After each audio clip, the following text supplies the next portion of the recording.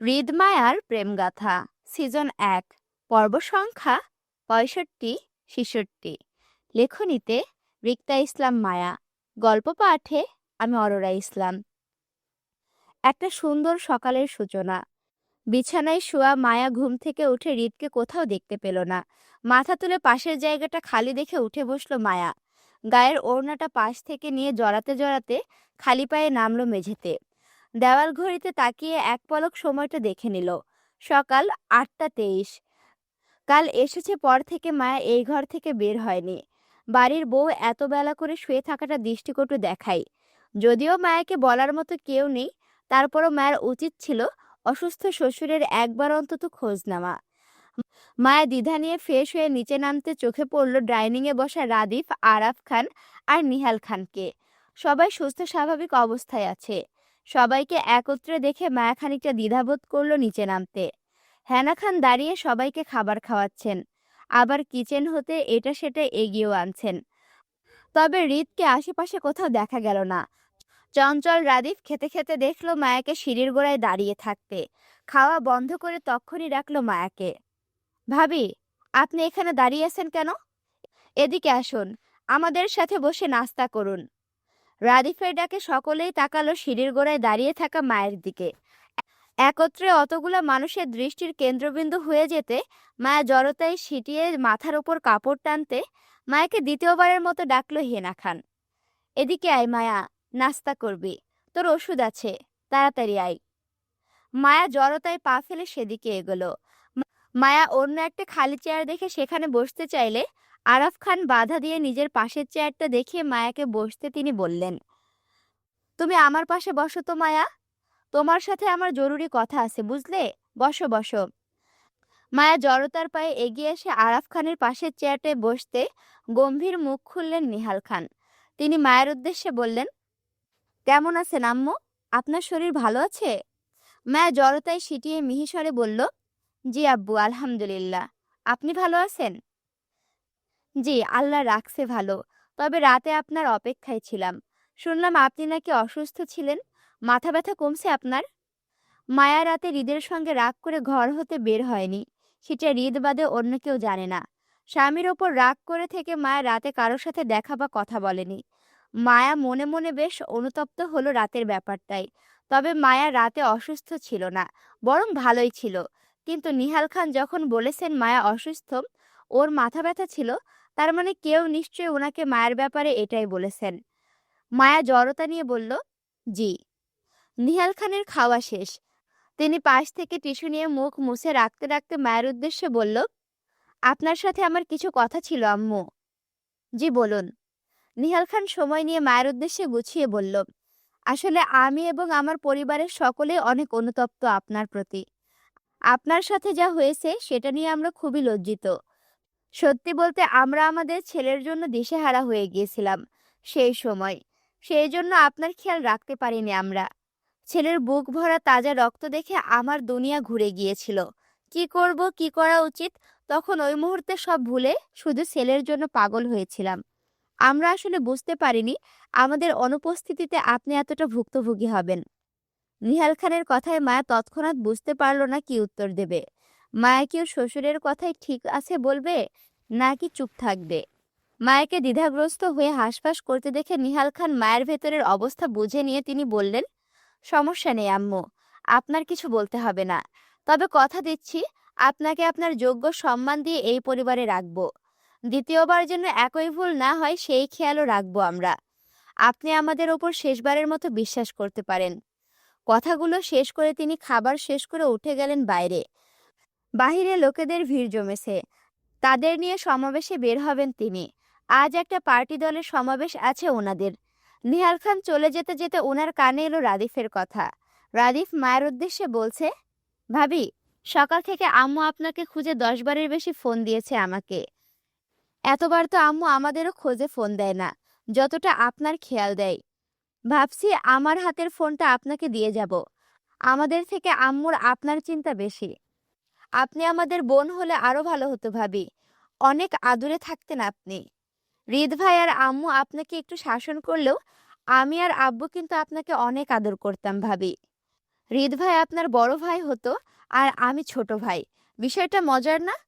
কথাগুলো বলে রাদিফ জিভ কামড়ে দেওয়ার মতো করে নিজের কথাটা নিজেই সংশোধন করে বলল, সরি সরি ভাবি, ভুল বলেছি, ভুল বলেছি। হৃদ ভাইকে আপনি ভাই বলতে পারবেন না। হৃদ ভাই আপনার জন্য যে পাগল মানুষ, আল্লাহ! ভাই যদি শুনে আমি আপনাকে বোন বানানোর স্বপ্ন দেখেছি, তাহলে আমার রক্ষা নেই। আপ আউট! হৃদের গম্ভীর গলার ধমকে তৎক্ষণাৎ মাথা ঘুরিয়ে তাকালো হৃদ। হৃদকে চোখ মুখ শক্ত করে দাঁড়িয়ে থাকতে দেখে বুঝলো হৃদ রাদিফের কথাগুলো শুনেছে এতক্ষণ। রাদিফ উঠে দাঁড়াতে দাঁড়াতে বোকার মতো করে হেসে বলল, আরে ভাই, আমার কোনো দোষ নেই এতে, বুঝলে? এসবে ভাবি আমাকে বলল উনার নাকি তোমাকে মামা বানানোর খুব ইচ্ছে ছিল, অথচ তুমি যে ভাবির বাচ্চার বাপ হতে ইন্টারেস্ট, সেটা উনি বোঝে না। তুমি একটু বুঝিয়ে বলো তো, এমন দুষ্টু ইচ্ছা যেন ভাবি না রাখে, তুমি তাতে কষ্ট পাও। রাদিফ দুষ্টু হেসে চলে যেতেই হৃদ মায়ের দিকে তাকালো। মায়া হা করে রাদিফের দিকে তাকিয়েছিল। কি সুন্দর গুছিয়ে মিথ্যা বলে রাদিফ। রাদিফ চলে যেতে মায়ের দৃষ্টি ঘোরাতে গিয়ে হৃদের সঙ্গে চোখাচোখি হতে মায়া তৎক্ষণাৎ দৃষ্টি সরিয়ে নতমস্তিষ্কে বসে পড়ল চেয়ারে। হৃদ মায়ের দিকে কপাল কুঁচকে তাকিয়ে মায়ের পাশের খালি চেয়ারটায় বসতে চাইলে পুনরায় বাধা দিলেন আরাফ খান। তিনি হৃদকে নিজের পাশের চেয়ারটায় বসতে বললে হৃদ অগ্রাহ্য করে মায়ের পাশের চেয়ারটায় বসে পড়ল। আরাফ খান চেয়েছিলেন তিনি হৃদ ও মায়ের মাঝখানে বসতে, কিন্তু হৃদ সেই সুযোগ না দিয়ে মায়েকে মধ্যস্থ রেখে বসতে বসতে বলল, তোমার খাওয়া শেষ হলে উঠে যাও দাদা ভাই, আমার প্রাইভেসি লাগবে। আরাফ খানের খাওয়ার পর্বটা আরো আগে শেষ হয়ে গিয়েছিল। তিনি খালি কাপে চা নিয়ে বসেছিলেন মূলত মায়ের সাথে আড্ডা জমাবেন বলে। কিন্তু হৃদ আরাফ খানকে চলে যেতে বললে তিনি খানিকটা বিরক্তি গলায় বললেন, তুই রুমে কি এমন করতে পারিস না যে তোর বউকে নিয়ে ডাইনিং এ প্রাইভেসি লাগবে? আরাফ খানের কথায় হৃদ একইভাবে উত্তর দিয়ে বলল, তুমি যা বুড়ো বয়সে রুমে করতে পারো না, আমি তাই করি। হৃদের হেয়ালিপূর্ণ কথায় ক্ষেপে উঠলেন আরাফ খান। ওনাকে কেউ বুড়ো বললে বেজায় চটে যান তিনি। রেগে মেগে হৃদকে শোধালেন, বুড়ো হবে তোর বাপ, আমি এখনো জোয়ান আছি। হৃদ আরাফ খানের কথায় পাত্তা না দিয়ে মায়ের নাস্তার প্লেটে খাবার তুলে দিতে দিতে বলল, আচ্ছা। এই, আচ্ছা কি? হ্যাঁ, ওকে। পরপর হৃদের হেয়ালি কথায় আরাফ খানের রাগ বাড়ল। তিনি হৃদকে শুধিয়ে বললেন, তুই তোর মাকে আমার নামে মিথ্যা বললি কেন যে আমার বুক ব্যথা হয়েছিল কাল? আমার প্রাইভেসি দরকার ছিল তাই বলেছি। হৃদের কথায় আরাফ খান অবাক সুরে বললেন, তোর প্রাইভেসির জন্য আমাকে হার্টের রোগী বানিয়ে দিবি? তুই এত প্রাইভেসি দিয়ে কি করিস বলতো? হৃদ সোজাসাপটা উত্তরে বলল, বউকে সময় দেই। হৃদের কথায় আরাফ খানও খোঁচা মারার মতো করে বলল, বউকে এত সময় দিয়ে কি করিস? বাপ তো আর হতে শুনলাম না, আবার চাস প্রাইভেসি? তোর বয়সে আমি 3 সন্তানের বাপ হয়ে গিয়েছিলাম এতদিনে, আর তুই এখনো একটারও হতে পারলি না।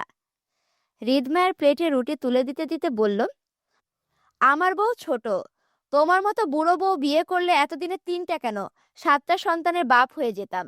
তুমি নিশ্চয়ই পুষ্টিহীন রোগী ছিলে বলে কষ্ট করে 3টা বাপ হতে পেরেছিলে। আমার মতো তাগড়া যুবক হলে নিশ্চয়ই এতদিনে খান বাড়িতে লাইন পড়তো তোমার সন্তানদের। হৃদের কথায় আরাফ খানের মুখটা থমথমে হয়ে গেল। তিনি পুষ্টিহীন রোগী ছিলেন? উনি এক ছেলে ও 3 কন্যা সন্তানের বাপ হয়েছেন। সেই সময় তিনি এক হষ্টপুষ্ট দাগড়া যুবক ছিলেন। ওনাদের স্বামী স্ত্রীর বয়সের ব্যবধান খুব একটা ছিল না, তাই বলে হৃদ ওনার সুন্দরী বউকে বুড়ো আর ওনাকে পুষ্টিহীন রোগী বলবে? আরাফ খান হৃদের কথায় রেগে চলে যেতে যেতে বললেন, তুই আর তোর বাপ পুষ্টিহীন রোগী, আমি তো তাও টেনে টুনে 4 সন্তানের বাপ হয়েছি। তোর বাপের তো তারও মুরদ নেই, দুটাতে এসে ক্লান্ত হয়ে ইতি টেনেছে বউকে বাপের বাড়িতে পাঠিয়ে, আর তুই এসেছিস আমার পুরুষত্বের দিকে আঙুল তুলতে। তোরা বাপ ছেলে মিলেও তো আমার 4 সন্তানের রেকর্ড ভাঙতে পারবি না। যদি পারিস তাহলে আমার নামও আরাফ খান না, অন্য কিছু রাখবো, যা। পরপর কথাগুলো বলে আরাফ খান লাঠি হাতে বেরিয়ে যান। এখানে থাকলে যে হৃদের সঙ্গে কথাই পারবে না তিনি বেশ জানেন। সেই জন্য হৃদকে নিজের কথাগুলো শুনিয়ে বের হয়ে যেতে মায়া হৃদের পাশ থেকে উঠে যেতে চাইল। হৃদ আর আরাফ খানের মাঝে এতক্ষণ মায়া নীরব দর্শক ছিল। লজ্জায় মুখ থমথমে হয়ে আছে মায়ের। ও হৃদকে এড়িয়ে চলে যেতে চাইলে হৃদ পেছন থেকে মায়ের চুলের বেনি টেনে ধরে মায়া মৃদু স্বরে আ বলে চেঁচিয়ে উঠল ব্যথায়। হৃদ মায়ের বেনি হাতে পেঁচিয়ে মায়াকে পুনরায় জায়গায় বসাতে বসাতে বলল, হৃদ, আমার একই কথা বারবার বলতে ভালো লাগে না।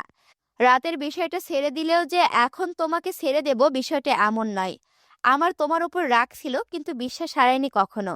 যদি বিশ্বাস হারাতাম তাহলে তোমাকে কখনো আমার বাড়িতে জায়গা দিতাম না। তুমি জানো আমি আমার কথা ছাড়া কারো কথাই বিশ্বাস করে কাজ করি না। আমার আম্মু তোমাকে আমার বাড়িতে নিয়ে আসার পেছনে আমারও সম্মতি ছিল। যদি আমার সম্মতি না থাকতো তাহলে আমার মা কেন, দুনিয়ার কারো ক্ষমতা নেই হৃদ খানের বাড়িতে তোমাকে রাখার। সবকিছু একতরফা দেখতে নেই। আমি রাগটা সবার সামনে প্রকাশ করতে পারি, কিন্তু ভালোবাসাটা পারি না। আমা হৃদের বাকি কথা শেষ হওয়ার আগে মায়া মাঝে ফোড়ন কেটে বলল, তার মানে আপনি বলতে চাচ্ছেন আপনি আমাকে ভালোবাসেন, তাই তো? মায়া হৃদের কথাগুলোর মাঝে শুধু একটা কথাই বুঝলো। হৃদ রাগ প্রকাশ করতে পারলেও হৃদের ভালোবাসাটা আড়ালে থাকে। তার মানে হৃদ মায়াকে ভালোবাসে। হৃদ মায়াকে ভালোবাসে সেটা মায়া জানে, কিন্তু হৃদ কখনো মায়াকে প্রকাশ্যে স্বীকারোক্তি দেয়নি এটা নিয়ে। তাই আজ মায়া কথায় কথায় হৃদের থেকে ভালোবাসার স্বীকারোক্তি করাতে চাইলো। কিন্তু হৃদ মায়ের কথায় বিরক্তির চোখে তাকালো মায়ের দিকে। মায়ের চুল ছেড়ে দিতে দিতে বলল, না বাসি না। তাহলে আমিও আপনার সাথে থাকবো না, যান। মায়া জেদ করে আবারও উঠে যেতে চাইলে হৃদ পুনরায় মায়াকে টেনে চেয়ারে বসাতে বসাতে রাগে দাঁতে দাঁত চেপে বলল, তুই থাকবি, তোর 14 গোষ্ঠীও থাকবে বেয়াদব। ঠিক আছে যান, নিয়ে আসুন আমার 14 গোষ্ঠীকে, তারাই আপনার সাথে সংসার করবে না। আমি পারবো না। হৃদ ধমকে বলল, হৃদ মানে রহস্যিত হৃদ। হৃদের ধমকে মায়া হাত গুটিয়ে চুপ করে বসলো। হৃদ নিজের রাগ চেপে মায়ের প্লেটে খাবার তুলে দিতে মায়া পিঠ বেঁকে বসলো খাবে না বলে। হৃদ মায়ের কাঁধে হাত রাখতেই মায়ের হৃদের হাত সরিয়ে দিল। হৃদ পুনরায় রেগে গেলেন। সে জীবনে কারো এসব রাগ সহ্য করেছে কিনা সন্দেহ, অথচ বিয়ে করে বউয়ের পাল্লায় পড়ে জীবনে যা না করেছে আজ তাই করতে হচ্ছে। হৃদ পুনরায় মায়ের কাঁধে হাত রাখতে চাইলে মায়া একইভাবে হৃদের হাতটা সরিয়ে দিতে গেলে হৃদ ক্ষেপে যায়। শক্ত হাতে মায়ের বাহু টেনে নিজের দিকে ফেরাতে ফেরাতে রাগান্বিত গলায় বলল, কি সমস্যা তোর? এমন করছিস কেন? খাবো না আমি। কেন? আমাকে আম্মুর কাছে দিয়ে আসুন। পারবো না। কেন? বিয়ে করেছি আমি, বউ আমার সাথে থাকবে তাই। তাহলে আম্মুকে এই বাড়িতে এনে দিন। আম্মু তো এই বাড়ির বউ। আপনারা কেন আম্মুকে এই বাড়িতে ফেরাচ্ছেন না? হৃদ মায়াকে বোঝানোর উদ্দেশ্যে বলল, আমাকে এসব স্পর্শকাতর বিষয়ে জড়াবে না হৃদ। আম্মু আব্বুর বিষয়টা তাদের ব্যক্তিগত ব্যাপার। তারা তাদের জীবনের সঙ্গে কি করবে সেটা তাদের একান্ত বিষয়। এত বছরও যখন তাদের সিদ্ধান্ত বদলায়নি, তাই আমি সন্তান হয়ে সেসবে জড়াতে চাচ্ছি না। আমার এমনিতেও কারো ব্যক্তিগত জীবনে হস্তক্ষেপ করা পছন্দ না। আমার মনে হয় আম্মুরও পছন্দ হবে না উনার ব্যক্তিগত জীবনে কেউ হস্তক্ষেপ করুক সেটা নিয়ে। তুমি এসবের থেকে দূরে থাকো হৃদ। আমি নতুন ঝামেলা চাচ্ছি না। হৃদের কথায় মায়া তর্ক করল না, কারণ হৃদ আর সুফিয়া খান দুজনেই একই ব্যক্তিত্বের মানুষ। তাদের ব্যক্তিগত জীবনে তৃতীয় পক্ষের হস্তক্ষেপ পছন্দ করে না তারা। তবে মায়া এতদিনে বেশ করে সুফিয়া খানকে চিনেছে। উনার সংসার জীবন খুব পছন্দের। উনি যত্ন সহকারে আগলে রাখেন সংসারের প্রতিটি মানুষকে। হৃদ বা সুফিয়া খান হয়তো তাদের ব্যক্তিত্বের জন্য সহজে কাউকে মেনে নিতে পারে না, কিন্তু একবার যদি কাউকে মেনে নেয় সারা জীবন আগলে রাখার মতো গুণ তাদের আছে। সেই জন্য মায়ের ধারণা সুফিয়া খান নিহাল খানের সাথে মনোমালিন্যের জন্য দূরে দূরে থাকলেও আজও হয়তো ওরা দুজন দুজনকে ভালোবাসেন। নয়তো বিচ্ছেদের এত বছর পরও কেন কেউ কাউকে ডিভোর্স দিচ্ছে না? ভালোবাসা আছে বলেই তো তারা বিচ্ছেদ চাচ্ছেন না। মায়ের ধারণা যদি কোনো রকমে ওর শ্বশুর শাশুড়িকে একত্র এক ছাদে নিয়ে আনা যায়, তাহলে নিশ্চয় তারা তাদের মনোমালিন্য পেছনে ফেলে কথা বলার একটা সুযোগ দেবেন দুজন দুজনকে। কিন্তু এখন প্রশ্ন হলো, সুফিয়া খান যে মানুষ, মানুষের কথা শুনে যে এই বাড়িতে পা রাখবেন না। বাকি রইল ওর শ্বশুর নিহাল খান। উনি খুবই নমনীয় স্বভাবের মানুষ। ওনাকে কোনোভাবে সুফিয়া খানের বাড়ি অবধি কয়েকদিনের জন্য পাঠাতে পারলে হয়তো কোনো একটা কাজ হতো। কিন্তু মায়া ওর শ্বশুরকে শাশুড়ির বাড়িতে পাঠানোর মতো এই অসম্ভব কাজটা কিভাবে করবে ও? মায়ের মনস্তাত্ত্বিক ভাবনার মাঝে হৃদ মায়ের মুখের সামনে রুটি ছিঁড়ে এক টুকরো ধরতে মায়া সেটা মুখে নিতে নিতে বলল, আপনার ফোন কোথায়? হৃদ কিছু বলবে তার আগেই মায়া হৃদের ওপর চিরুনি তল্লাশি চালালো। হৃদের বুকে প্যান্টের পকেটে হাত ঢুকিয়ে হাতড়ালো ফোনের খোঁজে, কিন্তু কোথাও হৃদের ফোন খুঁজে না পেয়ে মায়া অধৈর্য হয়ে পুনরায় হৃদকে শুধালো, আপনার ফোন কোথায় বলুন? হৃদের বাম পাশে ডাইনিং এর উপরে রাখা ছিল ফোনটা। ডান পাশে মায়া বসে। অধৈর্য মায়া হৃদের ডানে বামে না খুঁজে হৃদের উপর তল্লাশি করলো।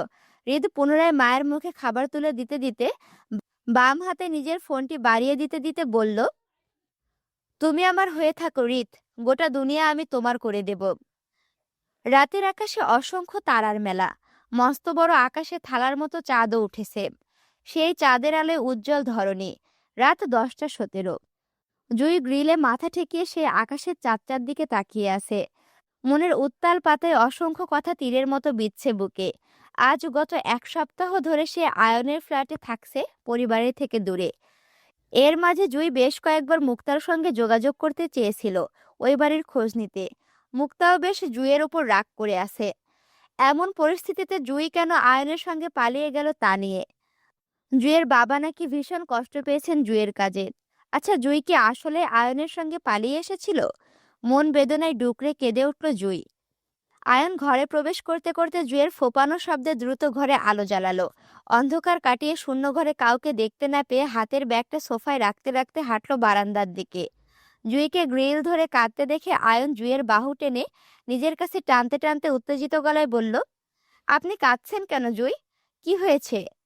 আয়নের বুকে ঠাঁই পেয়ে জুইয়ের কান্না বাড়ল। দুহাতে আয়নের পিঠ জড়িয়ে বুকে মুখ লুকাতে লুকাতে ডুকরে কেঁদে উঠে বলল, আমাকে কেউ ভালোবাসে না ডাক্তার সাহেব, সবাই ঘৃণা করে। আব্বু আমাকে ওই বাড়িতে যেতে নিষেধ করেছেন, বলেছেন আমি নাকি তাদের জন্য মরে গেছি। সত্যি আমি মরে গেছি ডাক্তার সাহেব? জুইয়ের কান্নার কারণটা বুঝতে পেরে আয়ন গুমোট নিঃশ্বাস ফেলল। এই আজ নতুন নয়। জুই যবে থেকে এই বাসায় এসেছে তখন থেকেই জুই নিজের পরিবারের থেকে দূরত্বটা হুট করেই মেনে নিতে পারছে না। তাছাড়া আয়নও ভাবেনি জুইকে এভাবে নিজের সঙ্গে নিয়ে আসতে হবে। সে জুইকে নিজের কাছে আনতে চেয়েছিল, তবে সেটা সসম্মানে। আয়ন জুইয়ের মাথায় ঠোঁট ছুঁয়ে আশ্বস্ত করে বলল, আমার ওপর বিশ্বাস রাখুন জুই, আমি সব কিছু ঠিক করে দেব। আমার পরিবার এই মাসে লন্ডন থেকে বাংলাদেশে ফিরবে। তখন আমার বাবা মাকে আপনাদের বাসায় পাঠাবো। আপনার বাবাকে বুঝিয়ে তারপর সসম্মানে আনুষ্ঠানিকভাবে আপনাকে আমার ঘরে তুলব। আপনি কষ্ট পাবেন না জুই। আমাকে একটু সময় দিন, সবকিছু ঠিক হয়ে যাবে, বিশ্বাস রাখুন। আমি কোনো আনুষ্ঠানিকতায় বিয়ে চাই না ডাক্তার সাহেব। যেটা হওয়ার সেটা হয়ে গেছে। আমি কোনো কিছুর পরিবর্তন চাই না। আমি জানি আমার বাবা কেমন। উনি এক জেদি পুরুষ। যতক্ষণ না নিজে সবকিছু বুঝবেন ততক্ষণ পর্যন্ত তিনি কারো কথা শুনবেন না। আমি চাই না আমার জন্য আপনি বা আপনার পরিবার ছোট হোক। যেটা হচ্ছে সেটা হতে দিন। আমি সবকিছু মানিয়ে নেওয়ার চেষ্টা করব দ্রুত। কয়েক মুহূর্তের জন্য এইভাবেই কাটলো। হঠাৎ জুইয়ের হুঁশ ফিরতে সে আয়নকে ঠেলে নিজের থেকে দূরে সরাতে চাইলে আয়ন বাধা দিয়ে বলল, জুই, আজকে আমি আপনার সাথে থাকি। জুই আয়নের থেকে নিজেকে ছাড়িয়ে নিয়ে বলল, না প্লিজ জুই, না করবেন না। আমি রাতে চোখে দেখতে পাই না। আয়নের কথার মানে বুঝতে না পেরে জুই অবুঝ গলায় শোধালো আয়নকে, মানে? হ্যাঁ জুই, আমি দূরের জিনিসটা একদম দেখতে পাই না। সেই জন্য ডক্টর বলেছে আমাকে বইয়ের আশেপাশে থাকতে। আপনি ডাক্তার হয়ে ডাক্তারের কাছে গিয়েছিলেন? হ্যাঁ, আমি তো হার্ট সার্জন। চোখের ডাক্তারের কাছে না গেলে চোখের সমস্যা ভালো হবে কিভাবে বলুন? আয়নের মন গড়া কথার মানে জুই বুঝতে পেরে জুই দুহাত বুকে বাঁধতে বাঁধতে বলল, তা ডাক্তার আর কি কি বলেছে আপনাকে? বলেছে আমার নাকি ভিটামিনের অভাব। উত্তরে জুই বলছে, তো কি করতে হবে? আপনার পাশে থাকতে বলেছে, আপনাকে বেশি বেশি করে সময় দিতে, রাতে আপনার সঙ্গে একই বিছানায় ঘুমাতে বলেছে। আয়নের কথায় জুইয়ের হাসি পেল। নিজের হাসি চেপে রাখতে না পেরে জুই চলে যেতে নিয়ে বলল, যত সব ধান্দাবাজি আপনার, সরেন। জুই আয়নকে পাশ কাটিয়ে চলে যেতে চাইলে আয়ন শক্ত হাতে জুইয়ের বাহু টেনে জড়িয়ে ধরতে ধরতে বলল, আপনি দূরে গেলে তো চলবে না জুই। এমনি আমার চোখের সমস্যা, দূরের জিনিসটা দেখি না। আপনাকে হারিয়ে ফেললে তো আমার ভিটামিনের অভাব বাড়বে জুই। এর থেকে বরং আপনি আমাকে জড়িয়ে ধরে একটা শক্ত করে চুমু খান, যেন আমার সকল অপুষ্টিহীনতাই চলে যায়। জুই লজ্জায় সিটিয়ে গেল আয়নের বুকে। খানিকটা মুচড়ামুচড়ি করে আয়নের থেকে নিজেকে ছাড়াতে চেয়ে বলল, আমাকে ছাড়ুন প্লিজ। অসম্ভব। আমি মায়ের কাছে যেতে চাই, প্লিজ আমাকে নিয়ে চলুন। আয়ন এক হাতে জুইকে জড়িয়ে অপর হাতে জুইয়ের গাল স্পর্শ করে শব্দ করে চুমু খেতে খেতে মোহচ্ছন্ন গলায় বলল, মায়া ঢাকায় নেই, হৃদের সঙ্গে চট্টগ্রামে আছে।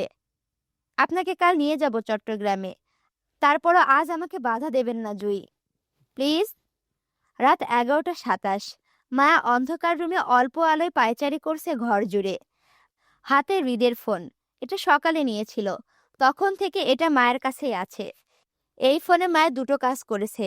এক, রাফার সঙ্গে যোগাযোগ করেছে। দ্বিতীয়ত, নিজের বাড়িতে কল দিয়েছিল মায়ের নাম্বারে। কিন্তু রেহেনা বেগমের নাম্বারটা বরাবরই বন্ধ বলছে।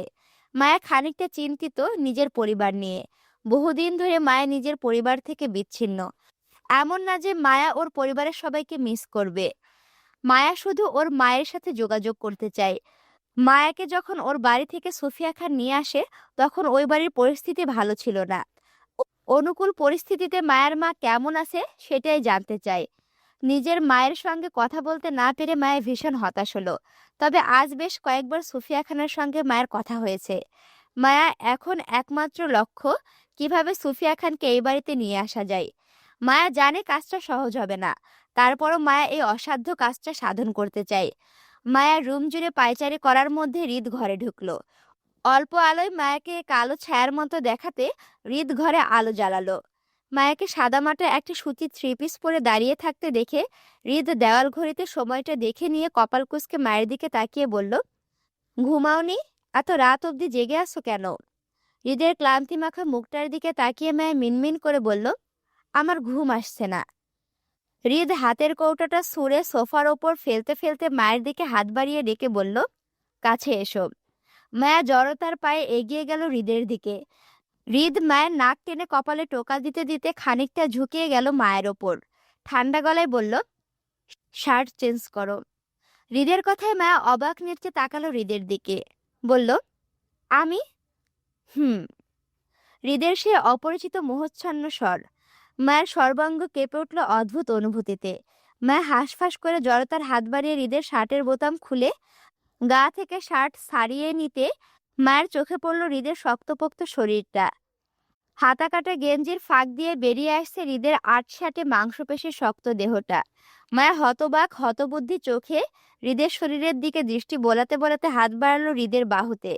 হৃদের শক্ত বাহু ছুঁয়ে মায়া হতবাক গলায় বলল, আল্লাহ, আপনি তো অনেক মোটা হয়ে গেছেন নেতা সাহেব। আপনার শরীর এত শক্ত কেন? মায়ের কথায় হৃদ পুনরায় মায়ের মাথায় টোকা দিয়ে সোজা হয়ে দাঁড়াতে দাঁড়াতে বলল, পাওয়ারফুল মেডিসিনে শরীর ফুলে গেছে একটু। মায়া এক মুহূর্তের জন্য ভুলে গিয়েছিল হৃদের অ্যাক্সিডেন্টের কথা। মায়া অবুঝ গলায় প্রশ্ন করে বলল, ওষুধ? কিসের ওষুধ খান আপনি? এত অল্পতে অ্যাক্সিডেন্টের কথা ভুলে গেলে হবে ম্যাডাম? কথাটা বলে হৃদ মায়াকে পাশ কাটিয়ে ড্রেসিং টেবিলের সামনে যেতে চাইলে তৎক্ষণাৎ মায়া হৃদের হাত টেনে ধরল। হাতে টান পড়ায় হৃদ কপাল কুঁচকে ঘাড় বাঁকিয়ে পেছনে তাকাতেই দেখল অশ্রুসিক্ত চোখে মায়াকে কাঁদতে। হৃদ হুট করে বুঝল না মায়ের কাদার কারণটা। মায়া হৃদের হাতটা টেনে তৎক্ষণাৎ দু হাতে হৃদকে জড়িয়ে বুকে মুখ লুকিয়ে ডুকরে কেঁদে উঠল দীর্ঘদিনের চাপা কষ্টে। অনেকটা দিন হৃদের সুস্থতার জন্য আল্লাহর কাছে সুস্থতা কামনা করে কেঁদে কাটিয়েছে মায়া। অথচ মানুষটা সুস্থ হয়ে সামনে আসার পর দুজনের দূরত্ব কমছে না। মায়া এলোমেলো দু হাতে হৃদের গাল আঁকড়ে হৃদের মাথা টেনে নিচু করলো মুখোমুখিতে। এলোমেলো ঠোঁট হৃদের মুখে ছুঁয়ে দিতে হৃদ খানিকটা শক্ট খেলো। মায়া হাইটে ছোট হওয়ায় দু পায়ের আঙুলে ভর দিয়ে হৃদকে চুমু খেতে গিয়ে দিকে এগিয়ে গেল। হৃদ মায়া শরীরের ভারসাম্য বজায় রেখে পিছু হাঁটল পরপর। কয়েক সেকেন্ডের ব্যবধানে হৃদের পা পিছনে ঠেকতেই হৃদ ধপ করে বিছানায় বসে পড়লে মায়া হৃদের মুখের ওপর ঝুঁকে গেল। দু হাতে হৃদের দুগাল আঁকড়ে এলোমেলো ঠোঁট হৃদের মুখ ছুঁয়ে উঠল হৃদের মাথায়। অ্যাক্সিডেন্টের জায়গাগুলোতে মায়া পরপর ঠোঁট বুলিয়ে ডুকরে কেঁদে উঠল দু হাতে হৃদের গলা জড়িয়ে। হৃদের গলায় মুখ ডুবিয়ে কেঁদে উঠে বলল, আপনাকে ছাড়া আমি বাঁচব না নেতা সাহেব, সত্যি বাঁচব না। আপনার সঙ্গে দুঃখের জীবন কাটাতে রাজি, কিন্তু আপনাকে হারিয়ে সুখী হতে রাজি নই। সকাল পেরিয়ে দুপুর হলো। দুপুর 12টা পেরিয়ে 1টার ঘর। তপ্ত রোদে খা খা করছে ধরনী। মায়া ওনার আঁচলে গলার ঘামটুকু মুছে নিয়ে আকাশের দিকে তাকালো। অতিষ্ঠ গরমে শরীর জ্বালা করছে। এই অসময়ে রিকশার আশায় এদিক সেদিক তাকালো মায়া। গায়ে সাদামাটা একটা থ্রি পিস জড়ানো, মুখে ওয়ান টাইম মাস্ক, হাতের পার্সে কিছু টাকা আর হৃদের ফোন। মায়া লম্বা ঘোমটা টেনে যতটা নিজেকে আড়াল করা যায় ততটা করল। এই অসময়ে হৃদের অনুপস্থিতিতে মায়া রাস্তায় বের হওয়ার কারণ দুটো। প্রথমত, মুরাদপুরে মায়াদের আগের বাসায় যাবে আরিফের সঙ্গে দেখা করতে। দ্বিতীয়ত, রাফা মায়ের সঙ্গে দেখা করতে চেয়েছে কোনো একটা কারণে। মায়া জানে কারণটা কি হতে পারে, সেজন্য মায়া নিজেও চাচ্ছে রাফার সঙ্গে কথা বলতে। মায়া রাফাকে আরিফের বাসায় আসতে বলে সে অনেকটা সময় নিয়ে দাঁড়িয়ে থাকার পর অবশেষে রিকশার দেখা পেল। তপ্ত রোদে রিকশায় চড়ে বসতেই মায়া আশেপাশে বেশ পরিচিত ছেলেপেলেদের দেখা পেল। এরা হৃদের লোক সেটা মায়া জানে। নিজের শ্বশুরের নির্বাচনের জন্য রাস্তায় ব্যানার পোস্টার লাগাচ্ছে ছেলেপেলেগুলো দলবদ্ধ হয়ে। সেজন্য মায়া রিকশায় হুড তুলে নিজেকে আড়াল করলো। গায়ের ওড়নাটা পেঁচিয়ে যতটুকু নিজেকে আড়াল করা যায় ততটুকুই করলো। হৃদের অনুপস্থিতিতে মায়া খানবাড়ি থেকে বেরিয়েছে সেটা কেউ জানে না। জানলে অবশ্যই মায়াকে বের হতে দিত না কেউ, কারণ হৃদের কঠোর নিষেধ আছে মায়ের বাইরে বের হওয়া নিয়ে। কিন্তু মায়া নিজের ব্যক্তিগত কাজের জন্য অন্য কাউকে না জানিয়ে বাড়ি থেকে বের হতে বাধ্য হয়েছে। তবে খানবাড়ির সদস্যরা মায়াকে বের হতে না দেখলেও খানবাড়ির সার্ভেন্টরা ঠিকই দেখেছে মায়াকে বের হতে। তাছাড়া খান পরিবারের সদস্যরা বাড়ি থেকে উপস্থিত ছিল না মায়া বেরিয়ে আসার সময়। হৃদ বাদে বাড়ির সকল ছেলেরাই নিহাল খানের নির্বাচনের কাজে বাইরে ছিল। হেনা খান নিজের ঘরে ছিল বলে মায়া বাড়ি থেকে চুপিসারে বেরিয়ে এসেছে। মায়ের ধারণা বিকেলের আগে সে খানবাড়িতে ফিরে যাবে। যেহেতু হৃদ বাসায় নেই, সেহেতু খানবাড়ির অন্য সদস্যরা মায়ের বাড়ি থেকে বের হওয়া নিয়ে ঝামেলা করবে না। মায়ের মনস্তাত্ত্বিক ভাবনার মাঝে হঠাৎ মায়ের হাত ব্যাগে থাকা হৃদের ফোনটি বেজে উঠল। মায়া চমকে ওঠার মতো করে ব্যাগ হতে ফোনটি বের করতে স্ক্রিনে ভাসল রাফার নামটি। মায়া স্বস্তির নিঃশ্বাস ফেলল। হৃদের কল ভেবে সে ভয় পেয়েছিল। মায়া কলটি রিসিভ করে কানে তুলতে শোনা গেল রাফার স্বর। মায়া, কই তুই? উত্তরে বলল মায়া, এই তো রিকশায় আছি। তুই কোথায়? কলেজে নাকি বাসায়? রাস্তায় আছি, কলেজ হতে বের হয়ে গেছি, ক্লাসে মন বসছে না তাই। মায়া রাফাকে আশ্বস্ত করে বলল, আচ্ছা ঠিক আছে, তুই আমাদের বাসায় আয়, তোর সাথে সেখানে দেখা হবে।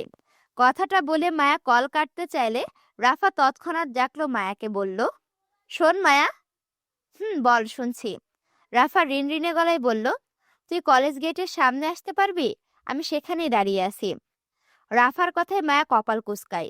কলেজ গেটের সামনে যাওয়া মানে মায়া হৃদের লোকেদের কাছে ধরা পড়ে যাওয়া। মায়া এমনি লুকিয়ে এসেছে ওই বাড়ির মানুষের থেকে। এখন যদি কোনোভাবে মায়ের খবরটা হৃদের কানে যায় তাহলে সর্বনাশ হয়ে যাবে। মায়া রাফার কথায় তৎক্ষণাৎ নিষেধ করে বলল, আমি ওইখানে যেতে পারবো না রাফা, সমস্যা হবে। তাছাড়া আমি আমার শ্বশুরবাড়িতে কাউকে বলে আসিনি, তোর সাথে দেখা করার জন্য লুকিয়ে এসেছি। এখন যদি কলেজের সামনে যাই তাহলে নিশ্চয়ই কারোর সঙ্গে না কারোর সঙ্গে চোখে পড়ে যাবে। বিষয়টা উনার কানে গেলে রেগে যাবেন উনি। তুই তো জানিস উনি কেমন মানুষ। আ মায়াকে শেষ করতে না দিয়ে রাফা অনুনয়ের সুরে কাকুতি করে বলল, প্লিজ মায়া, না করিস না, আমার বিষয়টা বোঝার চেষ্টা কর। আমি খুব বিপদে পড়ে তোকে এখানে ডাকছি, নয়তো ডাকতাম না। আমার তোকে অনেক কিছু বলার আছে, যেটা খান বাড়িতে কিংবা তোর বাড়িতে বলার মতো পরিবেশ নেই। প্লিজ আয়, জানো, খুব আর্জেন্ট। রাফার আকুতির স্বরে মায়া নিষেধ করতে পারল না। মায়ের বিপদে যখন কেউ ছিল না তখন এই রাফা ছিল। আজ রাফার বিপদে মায়া না থাকলে বেশ স্বার্থপর দেখাবে মায়াকে। তাছাড়া মায়া কখনো নিজের আপনজনদের হাত ছেড়ে দেয় না। এবার যতই বিপদ আসুক না কেন, মায়া দীর্ঘশ্বাস ফেলে বলল, অপেক্ষা কর, একটু সময় লাগবে আমার আসতে, রিকশায় আছি। আচ্ছা আয়। মায়া কল কেটে হাতে ফোনটির দিকে তাকালো। হৃদ বাড়িতে নেই। গত দুদিন আগে ওই রাতে ঢাকায় গিয়েছিল হৃদ নিজের কোম্পানির তাগিদে। সঙ্গে অবশ্য আসিফও গিয়েছিল, তবে মায়াকে সঙ্গে নেয়নি। চট্টগ্রামে রেখে গিয়েছে খানবাড়িতে। কথা ছিল হৃদ নিজের কাজ শেষ করে একদিন পর চট্টগ্রামে ফিরে আসবে। অথচ হৃদের ব্যস্ততায় গোটা 2 দিন পার হতে চলল। হৃদ চট্টগ্রামে ফিরতে পারছে না। একদিকে নিহাল খানের নির্বাচন, অপরদিকে নিজের কোম্পানি নিয়ে বিশাল ব্যস্ততায় দিন যাচ্ছে হৃদের। তাই এ সময় হৃদকে খুঁজে পাওয়া মুশকিল। মায়ের সাথে হৃদের কথা হয়েছিল আরও একদিন আগে, তাও 5 মিনিটের জন্য। হৃদ জানিয়েছিল আজ চট্টগ্রামে ফিরবে। মায়ার ধারণা হৃদ হয়তো রাতের মাঝে চট্টগ্রামে ফিরতে পারে। সেই জন্য মায়া হৃদের চট্টগ্রামে ফেরার আগে একবার রাফার সঙ্গে দেখা করার মনস্থির করল। এবার হৃদের অগোচরে আল্লাহ আল্লাহ করে মায়া রাফার সাথে দেখা করে খানবাড়িতে ফিরতে পারলেই হলো। এরপর আর কখনো হৃদকে না জানিয়ে কোথাও যাবে না মায়া। এটাই শেষ। মায়া নিজেকে আড়াল করতে গায়ের ওড়নাটি ভালোভাবে পেঁচালো। নিজেদের বাড়িতে না গিয়ে সময় নিয়ে কলেজ গেটের সম্মুখে পৌঁছে মায়া রিকশা থেকে নামলো। ভাড়া মিটিয়ে ভয়ের তো চোখে এদিক সেদিক তাকাতে বেশ কিছু পরিচিত মুখ দেখলো আশেপাশে। ধরা পড়ে যাওয়ার ভয়ে মায়া বারবার গায়ে ওড়না টানলো। আজ কতদিন পর মায়া আবার নিজ কলেজের গেটে পা রেখেছে। এই কলেজ জুড়ে রয়েছে মায়ের অসংখ্য স্মৃতি। মায়া দীর্ঘশ্বাস ফেলে রাফার খোঁজে সামনে এগোতে চাইলে কেউ ঝড়ের গতিতে মায়াকে জাপটে জড়িয়ে ধরলো। ভয়ের তো মায়া নিজের তাল সামলাতে না পেরে দু কদম পিছিয়ে যেতে রাফার ফুপানোর শব্দ এলো মায়ের কানে। রাফা বলল, আই মিস ইউ জানো, অনেক মিস করেছি তোকে। মায়া দু হাতে রাফাকে জড়িয়ে ধরতে গিয়ে আশেপাশে তাকিয়ে দেখলো রাস্তায় বেশ কিছু মানুষের দৃষ্টির কেন্দ্রবিন্দু ওরা। মায়া পরিচিত মানুষের দৃষ্টিতে পড়তে চায় না বলে রাফার পিঠে হাত বুলাতে বুলাতে আশ্বস্ত করে বলল, রাফা, মানুষ আমাদের দেখছে, ছাড় আমাকে। পরিচিত কারো চোখে আমি ধরা পড়ে গেলে সমস্যা হবে। চল অন্য কোথাও গিয়ে বসি আমরা। মায়ের কথায় রাফা তৎক্ষণাৎ ছেড়ে দিয়ে আশেপাশে তাকালো। দুই বান্ধবীর ভালোবাসা বেশ মানুষের দৃষ্টি কেড়েছে। রাফা নিজের চোখ মুখ মুছে মায়ের হাত চেপে রাস্তার অপর পাশে যেতে যেতে বলল, আমাকে ভুল বুঝিস না মায়া, আমি নিরুপায় হয়ে তোকে আজ এখানে আনতে বাধ্য করেছি। তবে বিশ্বাস রাখ, আমি তোর কোনো ক্ষতি হতে দেব না। কিছু সত্যের মোকাবেলা আমি একা করতে পারছিলাম না বলেই তোকে ডাকলাম। আমার তোর সাহায্য খুব প্রয়োজন। রাফার কথার মানে মায়া তৎক্ষণাৎ বুঝল না কিসের সত্য আর কিসের ক্ষতি করবে রাফা মায়ার।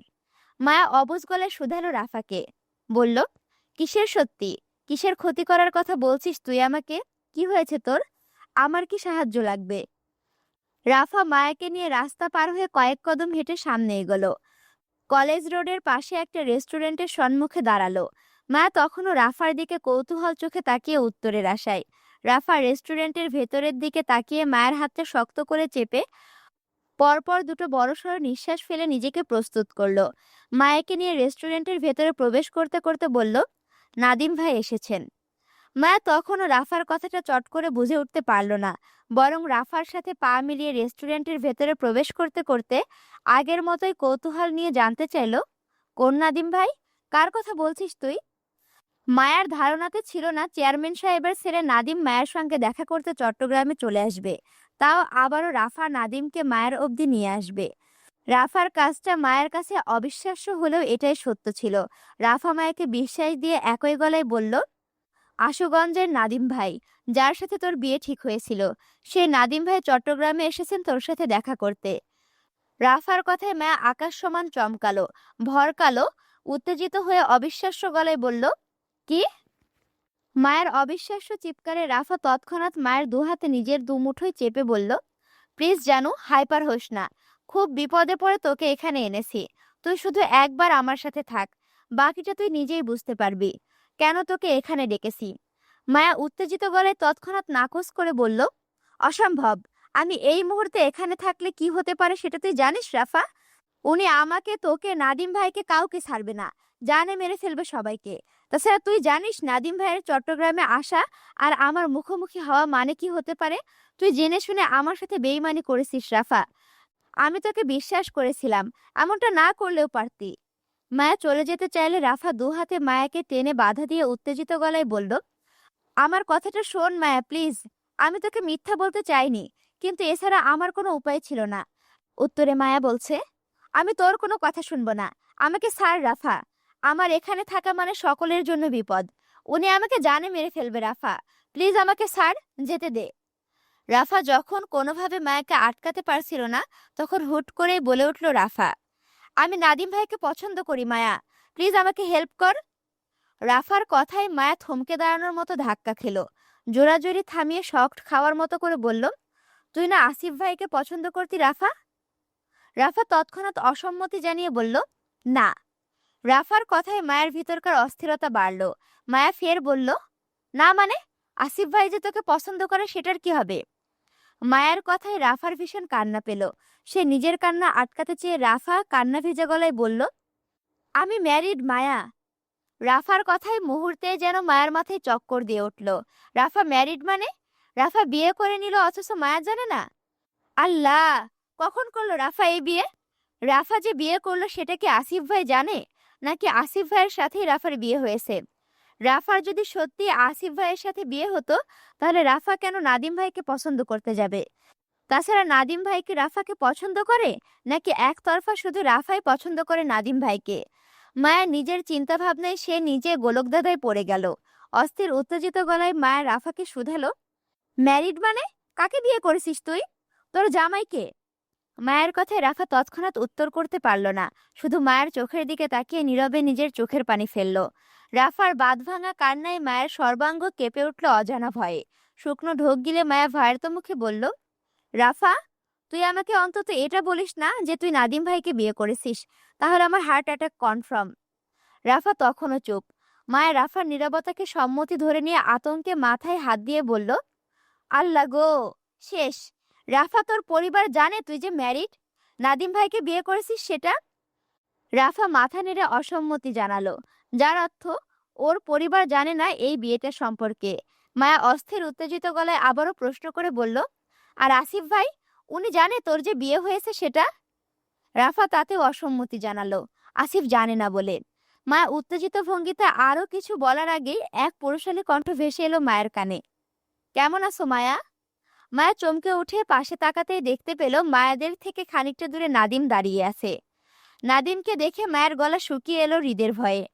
যদি হৃদ জানে মায়া নাদিমের সঙ্গে দেখা করতে বাড়ি থেকে পালিয়ে এসেছে, তাহলে আজ মায়ের শেষ রক্ষা হবে না।